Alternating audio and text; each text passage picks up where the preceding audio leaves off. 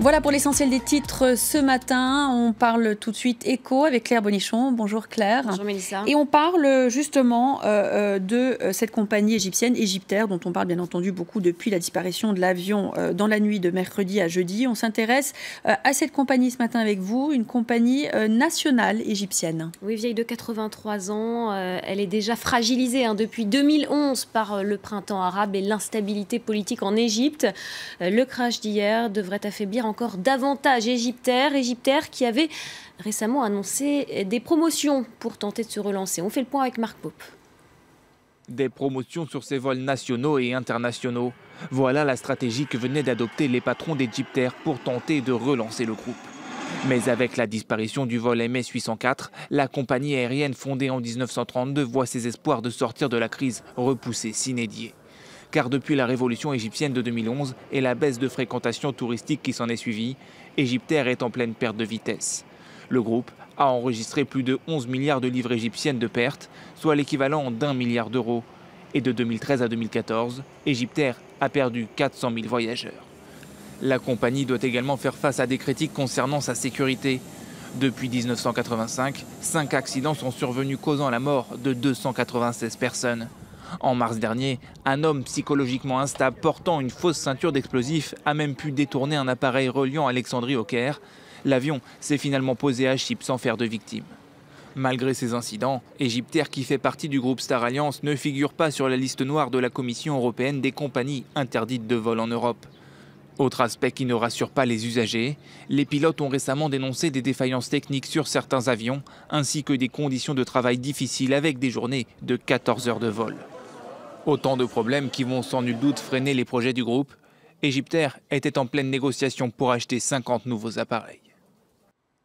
On prend maintenant la direction du Japon, Claire, où un G7 Finance débute aujourd'hui dans l'archipel. Oui, États-Unis, France, Allemagne, Grande-Bretagne, Italie, Canada et Japon, évidemment, sont représentés.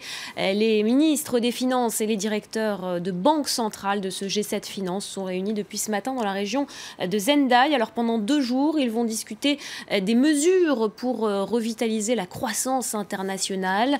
La question de l'évasion fiscale sera également abordée, une pratique remise sur le devant de la scène après les révélations des Panama Papers. C'était début avril.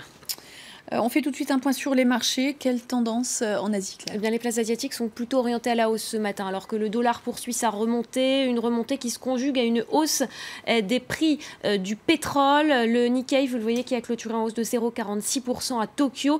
Seul Shanghai est repassé dans le rouge, car en toile de fond, l'éventuelle hausse des taux de la Réserve fédérale américaine dès le mois prochain inquiète toujours les marchés. La Réserve fédérale a prévenu cette semaine que ce scénario était très probable si l'économie américaine continuait de croître. L'actualité maintenant des entreprises en bref, avec tout d'abord Gap qui ferme de nouveaux magasins. Oui, la chaîne d'habillement américaine qui a annoncé la fermeture de 75 magasins supplémentaires à l'international et qui quitte le Japon. Gap subit de plein fouet la concurrence d'H&M ou encore d'Uniqlo et espère ainsi économiser environ 275 millions de dollars. Chez Uber, le chauffeur sera un jour peut-être un ordinateur. La société américaine de transport a dévoilé hier la première photo, vous la voyez, de sa voiture autonome qui circule dans les rues de Pittsburgh aux États-Unis.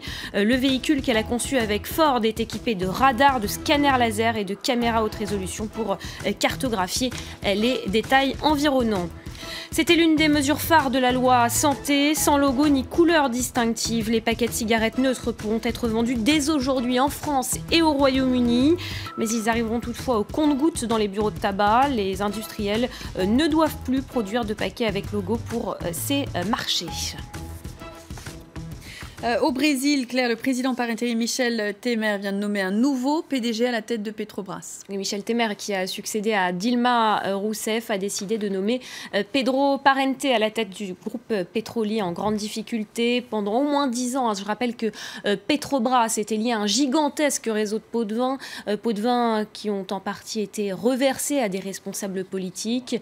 Le groupe a en plus dévoilé au début du mois une perte de 318 millions de dollars, une perte au premier trimestre liée notamment à la chute des cours du brut. Alors dans ce contexte, le nouveau PDG a promis de poursuivre le redressement de Petrobras et de le diriger d'une manière exemplaire. Écoutez Pedro Parente. Il n'y aura aucune nomination politique au sein de Petrobras. Cela a été une indication très claire dont le président Temer m'a fait part. Alors je vais être très clair, il n'y aura pas de nomination politique, ce qui va faciliter la vie du conseil d'administration et la mienne. Voilà, c'était donc le nouveau PDG de Petrobras qui s'exprimait. Merci beaucoup Claire pour ce point sur l'actualité économique. Tout de suite, on vous propose, comme